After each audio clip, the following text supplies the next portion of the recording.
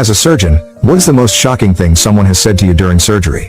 1. Not a surgeon, but a patient. As they were putting me under, they asked my mother's maiden name and I answered. Suddenly the surgeon's head popped up, and he said, "Did you say Smith, S-M-I-T-H? Me. Yes, surgeon. That's my mom's maiden name too. Question mark me. But I bet you aren't from some town, USA? Surgeon. Yes. Is your grandfather's name Art? And that's how I met my cousin in a small town 1,200 miles from where our mothers were born and raised. 2. I was allowed to accompany my 10-year-old son in surgery at his vehement request. During the prep and actual surgery, all the medical personnel were talking out loud, reflecting what they were doing. After the surgery, I asked the doctor in charge why that happened. He said that they are taught to do that in med school so that they and those around them hear what each is doing. Anything said that was out of sorts can be